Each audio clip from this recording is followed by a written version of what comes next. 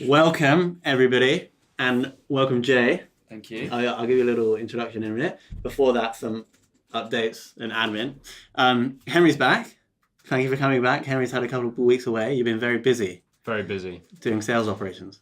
Yeah, doing sales. Yeah, very busy. So everyone, thank you for tuning in, whether you're listening on iTunes or whether you are watching on our site or on YouTube. We're joined by someone who made an appearance at the Sales Ops meetup a couple of months ago or a month ago. Yeah. And everyone I spoke to about you speaking there was like, Jay is great. Jay is really good. And so we're like, we have to get Jay on the podcast. And then I think you might have reached out to Jay, or maybe I did. I think you did. I did. I think I was on raving about Jay. Yeah. The things that I heard. Because Jay has like an extensive background in sales operations, right? From all the way from like IBM, which is massive, to smaller startups, right? Yeah. So that's what we're going to be going into. If anybody has any questions, you can comment below of the YouTube video, and we'll get back to you at a later date. Cool. So should we kick things off? Yeah, sure. Sweet. So question number one is kind of more about your journey. And if we could talk about the bigger company and the smaller companies, that would be really good. Yeah, sure. So firstly, thank you for having me. And I kind of got into sales ops by luck. So I did a 4-year university course in London with a 1-year gap. In what? In business and computing at City University in London. And I then started applying to corporate companies, and not back then, but like in 2017, people weren't really thinking about startup companies or sort of smaller tech companies then, in the UK anyway. So everybody was always applying to, big banks or big IT companies. And so I applied to a few tech companies, and I landed a job at IBM. And you didn't really at that time kind of apply for a specific role. Like you kind of said if you wanted to go into product or development, or if you just wanted to go on the business side. Right. Yeah. And so, they said sales ops analyst, and I have no idea what that was. Rolled up on my first day. Wow. And just got kind of thrown into it. So what they do is they have a rotation scheme. So I was then getting handed off the role by somebody that had just finished their placement year as a sales ops analyst. So it was really getting the idea of what sales ops is from that person that handed off to me, and then the business executive that I was supporting for that 1 year. So it was very much by chance of understanding what sales ops was. It sounds extremely structured. It's very structured. Yeah. I don't know what it's like now, but in terms of the whole placement rotation program, very structured, but also the sales ops element, like it's a separate function in IBM. It's huge. They've got centers across the world with sales ops and business ops. Wow. How many people do you think they have in sales ops globally?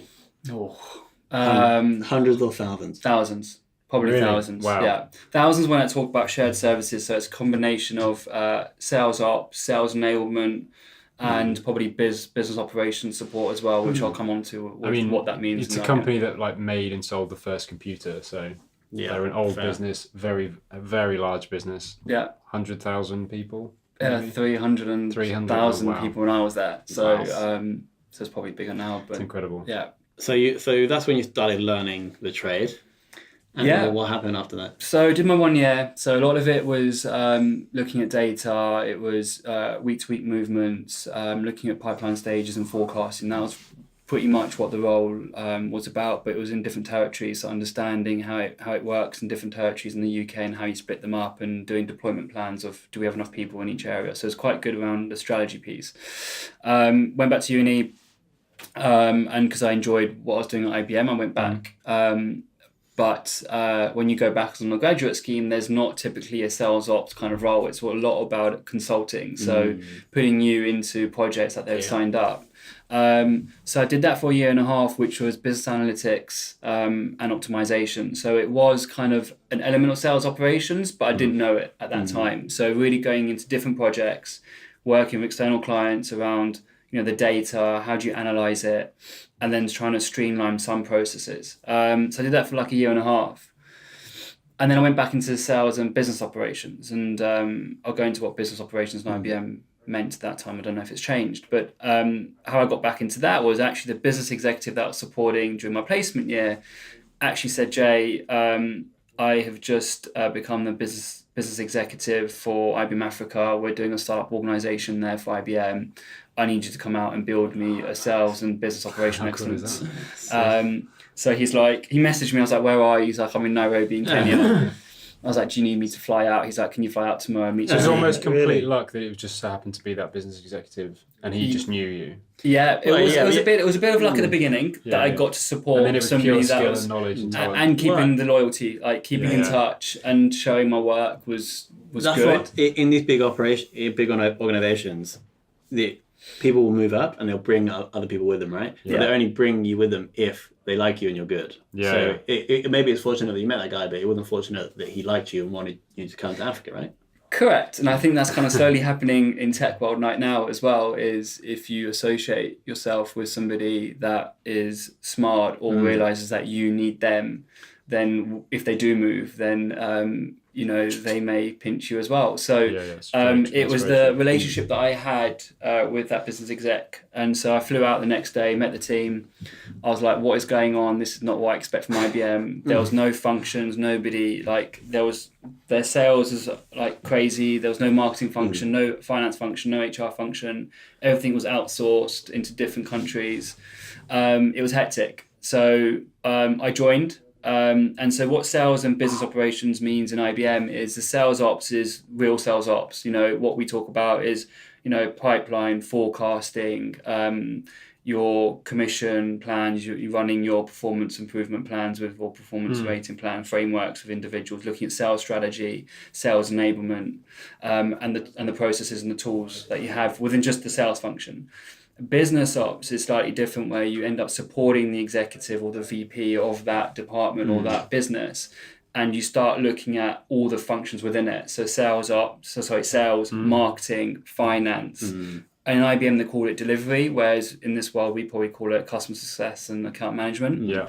And trying to glue them all together. Nice. So it was, Jay, we're in 3 countries right now in Africa. We need to get to 17 countries in 2 years. How do we do that? And so how do you build operational excellence where we can scale? So if we want to go to another country tomorrow, how do you do it? And how do you set that up? So it was cleaning out all the junk. It was creating sales processes, sales structure, sales stages, what they meant. And the difficulty with there was what they did is they had a very small team, but they were all executives from IBM from very mature markets. So you had my business exec that came from the UK into a startup world. So he had a huge army of a team doing everything for him, but he was then put into an organization where it was you do everything. Sure. And then the same with the sales reps. They were classified as sales executives, but they were really big executives in like Portugal or the US for IBM, and they had armies of teams. So they were really clueless. So it was actually educating them of what needs to be done. So building processes, go-to-market strategy of what market should we go into with what product, because IBM have so many. Yeah, so many. Which product should we go into, understand which industry we can go into. We had obviously the luxury of being able to go into kind of any market we wanted with any product, and the pricing. So how do you do that? So it was, how do you combine all these departments together from a business perspective, and I was looking at P&L and cost, but also on the sales side. So did that, managed to do it for 15 countries in 2 years, where we built management systems and processes and kept it to a point where we were auditable. We had risk assessments in place, but processes in place as well. That then took me to our headquarters in Dubai. So the work that I did there was recognised by our Middle East Africa headquarters, and they said, Jay, we want you to do it for 5 regions now. I was like, okay. Cool. And so, but what you've got to realise there, and what they didn't realise, is that if you put a process or a management system in place in one country, you can't lift and shift it straight into another country. You've got to really you've got to try and keep the base there as much as you can, but you've got to realise that you're going to have to tweak things or add things in place in different countries. Why is that? Different cultures? I would say if you're talking about like forecasting and managing pipeline, and your attitude towards that is very different. Yes, like the culture, I'd say in Africa, it was very laid back. It was very much, I'll do it now, and they don't do it for another month. And how do you deal with that? Whereas somebody in Gulf and Levant, for instance, if they say we'll sign tomorrow, they actually do end up signing tomorrow. So You kind of need to take all these things into perspective. But also, like, if you're in Nigeria, for instance, we need an extra business approvals before we can send out a contract, for instance. So you've got to incorporate all these things together. So I did that. What I loved was the fact that it was rolling up my sleeves, getting things done, putting things in place, and being able to scale it. So I left Dubai after 2 years. So you're kind of like, it was kind of like working in a startup, but in a massive organization. Yeah. That's good. We were treated as a startup. Like, if you failed in terms of your profit, you're busted, you're done. Like, yes, you've got this worldwide corporation with probably a lot of money, but you've got to own the profit and loss account. Like, if you are losing money, if you're signing crap deals, we don't care about the growth, we care about the bottom line number. And so it was challenging. It's like, how do you cut costs? And so it was very different to what people would expect how an IBM experience would be in those markets. Why did you leave IBM? Been there for 7 years. I really enjoyed the very much hands-on approach of rolling up my sleeves and putting things in place that weren't there, or gluing things together. And at that time in 2016, what we had called emerging markets, which were these startup markets, actually started becoming a little bit more structured. And so I was like, it's my time to leave. I've done my 4 years outside. I've learned so much from people around me, like VPs and general managers, CFOs that have been in the business for years and years and years. So I kind of left. And I was like, I'm going to go to the tech world. I'm going to join the risky bit. So what I struggled with actually was I had a combination of sales and business operations. So you can kind of call that commercial and revenue operations now in our world. But what I struggled with actually was businesses in the UK didn't really know what sales ops was at that time, or they were coming round to it, or they were a lot more of a mature business, and they thought that they just need sales ops to keep running the business. So I was looking for revenue kind of biz ops roles. People weren't really understanding that yet. So I shifted to sales ops just to get my foot through the door and the experience, which is what I definitely needed. So joined a startup that had been around for like 7 years, were post Series B, were doing really well, but had never had sales ops before. And the reason why they wanted me was purely because they had some broken processes. They were managing Salesforce quite well, to be fair, but they just didn't have things that made things automated, or weren't able to track or forecast where they were going to end. There's just gaps in their knowledge. They didn't know how to. Yeah, and that's what it was. Like, they actually handled Salesforce pretty well. Their duplication wasn't as bad as any other place that I've been to so far, to be honest. They managed it really well. The kind of numbers in Salesforce were fairly accurate in terms of that versus what we're billing. So it was fairly mature, but they just wanted it to take it to a next level. So I joined them, and then since then I've joined different startups at different points, and slowly focused on around sales ops. But now I think more and more it's broadening. Like, they're like, what is sales ops? And now it's kind of going down a route of revenue ops, which is great, because we hear that quite often. Which is what I think sales ops is about gluing departments together as well. I'm seeing trends.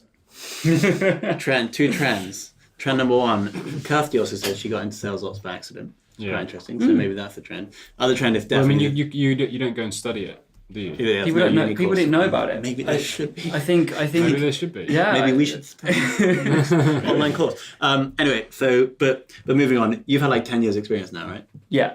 From that experience, what do you think makes an awesome sales operations person? I think you've got to have a very open mind. And what I mean by that is you use your experience, but you always go into a business with a very clear, open mind for the first month or so, just take in everything, and then start understanding the sort of, the bits that they are doing, but maybe not so well. The bits that they're doing and they're really well and you haven't thought about that before. The bits where they are trying to do things, but not as well as you think it can be. And then the other bits around the big grey areas that they're not doing. And so understanding that before you jump in and start putting all these things in place. So I think that's one. I think 2 is being able to speak to salespeople and understanding their frustrations and dealing with them. I think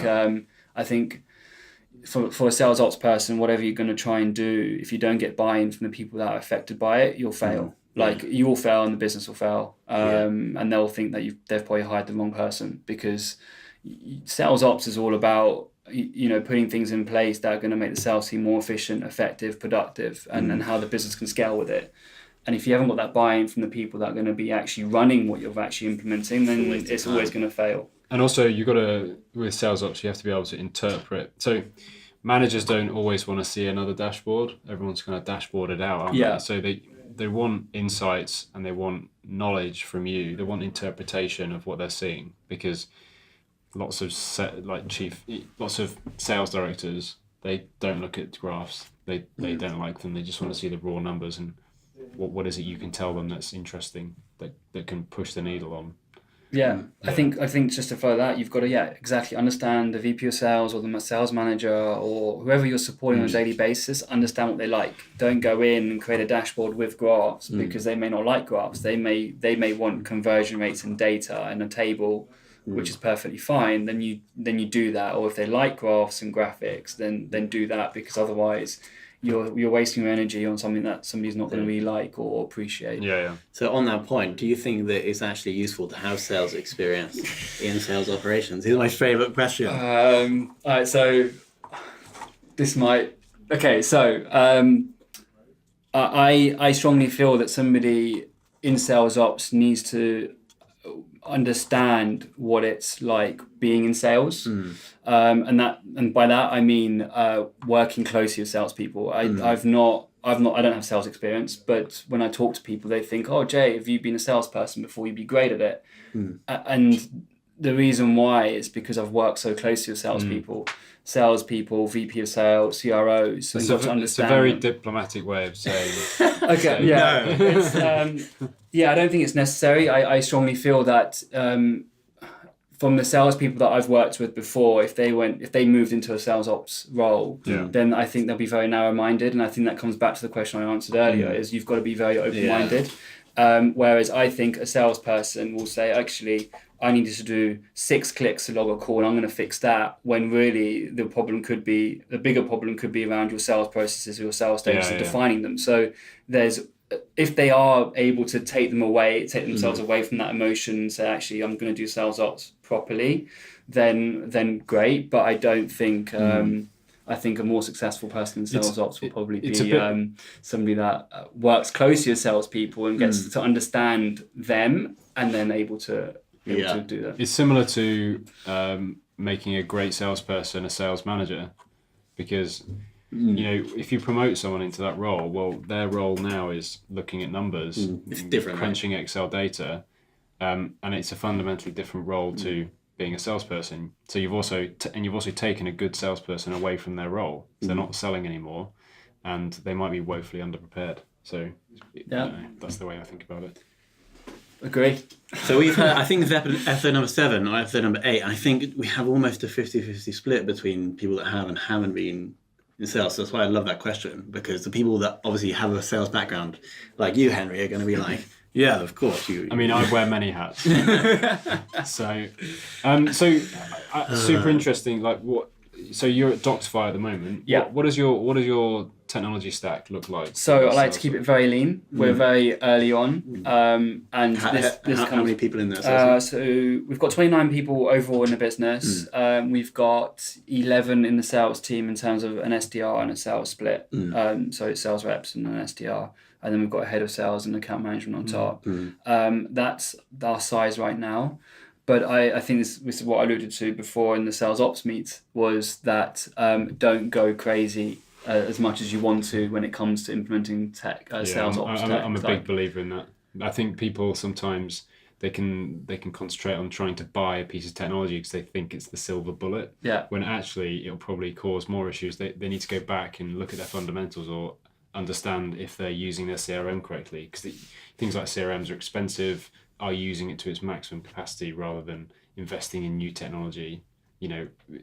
I think the other day I was giving an example of what's the point of using things like Gong or those voice transcription analysis methods if you're like talking to the wrong person in the business at the other end of the video call?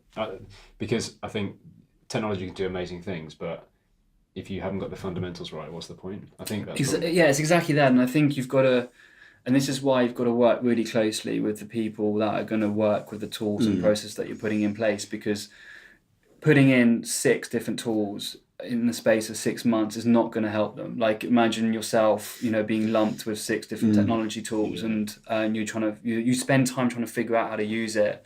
And it's change. Like, it's a huge change from just implementing a screen share tool, for instance. It's okay, now I have to start doing screen share. Okay, how do I do it?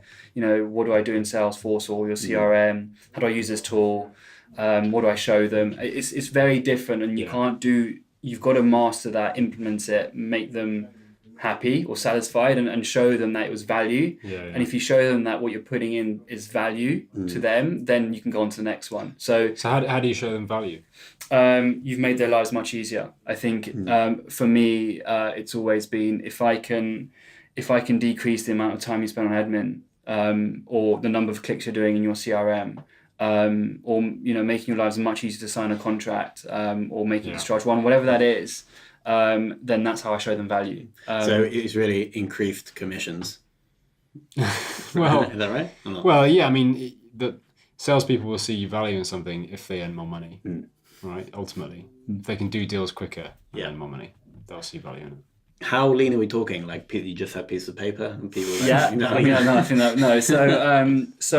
at Doctify right now, we have SalesLoft for our cadencing and outbound. We have our CRM system, which is Salesforce. I then use Cloud Dingo, which we'll come on to later. Is that a D? D-Tube. Yeah. And that's more for my side, which actually helped the sales team and made them more productive and effective. And then after that, at the moment, we have DocuSign to send out contracts to our enterprise clients because they like to sign an actual agreement. And then I've just implemented ChargeBeat, which is a SaaS subscription solution where you just send out a subscription link. They agree to the T's and C's, they enter their payment details, and it's done. And it looks after recurring payments.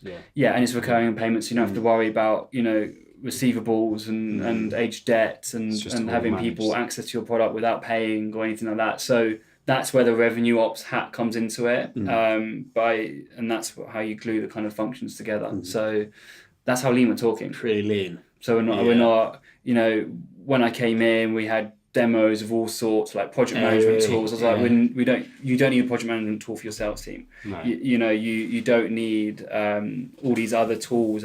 We had like 4 different screen share tools. And I was like, well, we're not even doing screen share. Why do you need them?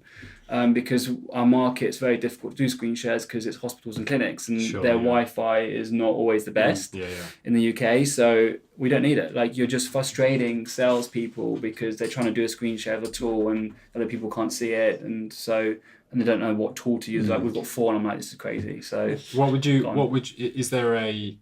is there a point in the future, like next 6 months, there is a tool that you want to get in? Is there an analytics tool? So for me, I do all my analytics in Google Sheets. I've automated it as much as I can. I've linked it to Salesforce. But I think we're at a stage where we need to be able to scale it. Right now, Google Sheets is good as it is. Fine, it's good. It gives me all the data that I need with conversion rates and so on. But be able to scale it is gonna take a lot of my time. And that'll be a Salesforce native package, or it will probably be something like it will integrate into Salesforce. Yes, I had actually my meeting this morning. So like a cluster. Shout out to Rory. Episode number 3, I believe.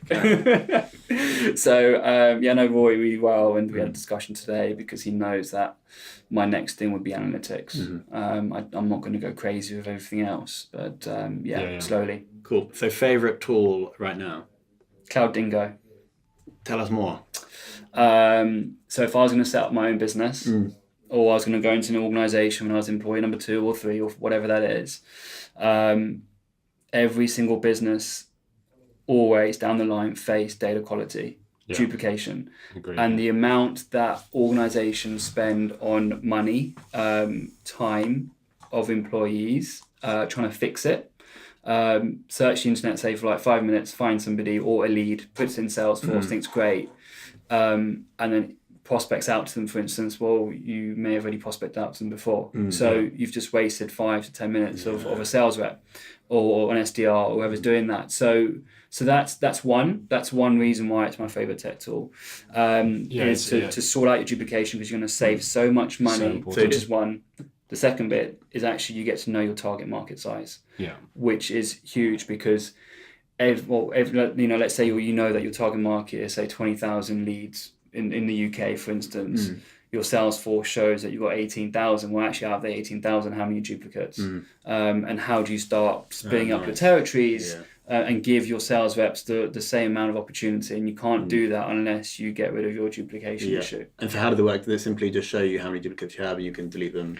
They merge. So Cloud Dingo actually merges, and you can create a lot of rules. It's a bit slow, but you create really good rules around merging. So if this person has, you can do it by name, email address, all these different fields in Salesforce, saying this is the characteristics, and I want you to merge it where this is the primary account and this is the criteria. Do they charge based on just a SaaS subscription, or how many records you manage? It's done by how many records. It's not like pound a record, but they kind of group you into a set, saying, okay, it looks like done a scan of your Salesforce. It looks like you've got 20,000 leads or contacts or accounts. It's X amount, and you can do however many mergers, and you can automate it. So, and you create blockers, so people that try and put it in. I know Salesforce has a dedupe manager, but it's not. No, it doesn't prevent what. It doesn't prevent it. So that's my favorite tech tool. Shout out to Cloud Dingo. Maybe we should link them below the video, Josh. I think we probably should. Okay, I actually links very nicely onto the next question, which is how you deal with data quality. And how does your role cross over with the CRM/platform owner? I assume that is you. Yes. CRM, yes, it is. Yeah, it is me. Yeah. So, how do you deal with it? Invest in Cloud Dingo. It is not expensive, honestly. Really? It's gonna save you thousands and thousands of pounds, as well as time, frustration your sales team. It's interesting you were talking about prospecting out to the same lead, the same account previously. So it actually brings us on to what Ebster does. Yeah, we should actually So we never really have talked about it, but this is really pertinent, because if you use a tool like Cloud Dingo to do deduping, if you're to use a tool like our tool inside Salesforce, you're able to surface all that communication from all those users across all time. So you can actually get a detailed understanding of okay, I know that someone has actually spoken to this lead before, and we can surface that information instantly, regardless of whether they ever logged in Salesforce. So it's and we work really well with tools like Cloud Dingo, and we try and aim at businesses who have data quality issues, which is almost every single business out there. Yeah. So it's quite pertinent. I think every business I've been in has data quality issues. Yeah. And that's come down to the fact they haven't thought about it early on. They you feel like you can manage it because you put some rules in place, or you have one person that imports data, but it gets tricky. It gets really difficult, and it impacts so much on your sales team, the frustration that they get, the time that they spend. But also, when you start doing your go-to-market strategy, you're going to rely on everything in CRM. And if your CRM is showing so many duplications, you don't know how much of your market you have right now in terms of how much do I have in CRM, how much am I missing, how do I get it, and then you can start splitting up. So it's got a big impact, and that's how I would deal with it. Many businesses struggle with the data cleanliness at the top of the funnel. Yeah. And they sometimes have sales teams who just want to call people, but they spend so much time prospecting on that prospecting stage, trying to find someone who isn't already in the system, that they can actually be really inefficient. Yeah. So it's getting the right target audience in front of your salespeople in a timely manner with enough information for them to be able to do their job. Yeah. And it's not an easy thing. It's not easy. It's not so easy. I start early. Get it in place. Honestly, the amount that you would spend on your CRM system just to add on, whatever it is, 10% or 5%, invest into that tool or a tool that does something very similar. And and then you'll be perfectly fine in the future. So would you say the biggest challenge in your role, and let's broaden this out to revenue operations as well, 'cause I'm quite interested in that, is data quality, or do you think there's other challenges that you have? You're going to say salespeople, aren't you? They're the biggest challenge. I think I think the biggest challenge just generally is change, right? And I think I had this question asked to me by somebody to say, why should we not have you in our business? And I said, well, if you don't want change, don't hire me. And the reason, or not just me generally, but I think experienced people will always do that. They'll always come in and they'll understand things that are working really well, great, things that are not working well, and things that you're missing out on. And those two elements is where they're going to adapt change. And so I think the biggest challenge is getting people on board getting them to understand why you're making the change. And I think that comes back to, showing the value, right? Getting them to say, actually, I'm going to implement DocuSign because right now the steps are printing a contract, taking it to the office or whatever it is, coming back, scanning it or losing it, uploading it, making it digital, closed one. And great, right? But right now, when I just tell you to click a button, they sign, it comes back, and it's closed one. So it's showing the value of what you're trying to do, and it can be processes, it can be around sales stages, it can be everywhere, forecasting, your pipeline, and I mean, so I think that the challenge is really change, and getting everybody on board with it is probably the biggest challenge, but. I think how you overcome it is showing the value. But when it comes to all the different functions and the revenue upside, it's really, we need this kind of information in CRM because the onboarding team need it. Well, okay, why do you need it? Why do I need to add in more fields or more information? And it's, the reason why is because every deal that not every deal, but 20% of the deals you sign are actually getting onboarded and churning in 2 months. And the reasons why is because we don't understand the conversation you've had, or so it's or the product is being incorrectly sold, or things are being promised through the sales process. I think sales is of course difficult, but I think for a business the key fundamental is how do you keep them on your platform or using your product for a very long time. I mean we're SaaS businesses, aren't we? We need the recurring revenue. We need those customers coming back for more. I mean that's the same for every business, isn't it? It is. You need to build a loyal customer base. It's not a one-time thing. And I think the challenge around that is where you try and put processes in place that impact other functions, right? So and I think this is where I think sales ops is, you're not always just focused on sales ops. When you're doing something within your sales team only, think about probably the two other key departments, marketing and account management, customer success, and how they're impacted, or how you maybe add one or two extra things that actually the other two functions can actually use and leverage. So I think it's just it's those two things: change and getting everybody on the same page when it comes to gluing departments together. Single metric that you could judge all salespeople by? Percentage against their target. The reason why, I had to think about this. The reason why is if somebody is, let's say 10% of your sales team are hitting 50% of their number, and you have 90% of the people hitting 85% of the number, then you've got to analyze every single area within the 10%. And it's probably going to do around sales enablement, understand the conversion rates, where is it dropping off, where is it going wrong, or have you allocated the wrong territory to them, are they getting enough leads from the SDR team, or however that is. I think that's a key indicator of for you to then start digging and understanding where it's going wrong. Okay, nice. So that's how I judge all salespeople, but then it comes back to you to really look into it and help them and to improve that metric.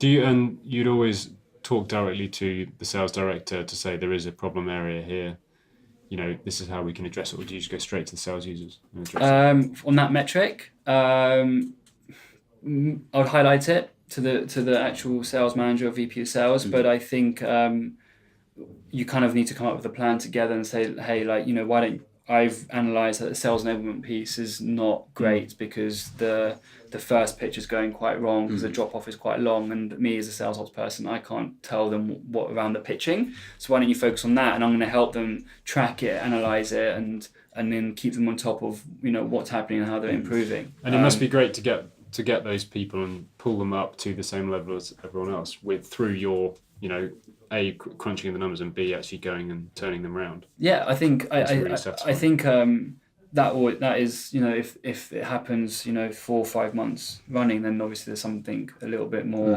fundamentally wrong with it. But showing them improvement of, if you do these 3 things the next 2 weeks, I guarantee your conversion rate is going to go X. Let's do it step by step, and it's gradual. We can't just say do all these 10 things differently in the next 2 weeks. It's just not going to work. Like, even if somebody told me to do 10 things differently in 2 weeks, like, I'd be like, it's too many. It just wouldn't work. And I would just get frustrated. Okay, cool. So the final question we ask everyone on the show is, who have you learned sales operations from, and who's been a big inspiration for you? I would say every VP of sales and CROs that I've worked with. Really? Yeah. 2 specifically. Well, one, obviously the business exec at IBM. Oh yeah. Who kind of gave me the opportunity to say, come out and do it, and be one of the youngest people to do it in IBM, which is great. But do you want to name that person? Well, I don't know. Sanjay Saxena. I don't know if he'll be listening, but we can always tag him. Yeah.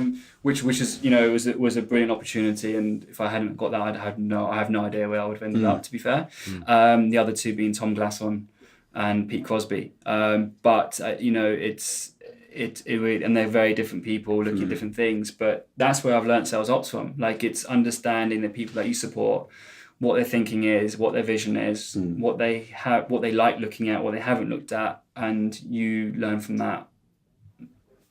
Yeah, that's great. Nice. That's great. I think that's how you will be Jay, successful. Yeah. Thank you. No, thank you. That was a masterclass. Yeah, thank you so much. Thank you very much. Henry, do you have anything else to add? No, nothing from me. I just hope that was interesting for everyone listening. It was super interesting for me. Yeah. So if you want to reach out to Jay, can we give you your email address? Yeah, sure. Okay. Yeah. Is it just jay@doctify.co.uk? Yes. Cool. jay@doctify.co.uk.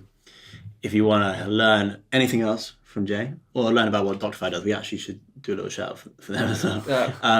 Also, Evster, henry@evster.com if you want to learn anything about Evster. But Doctify, let's finish off. The Trustpilot for the healthcare industry. Trustpilot for the healthcare industry. Fantastic. Let's leave it at that. Thank you, everybody, for watching / listening, and you'll see us again, or hear us again next week. Thanks, guys. Thanks.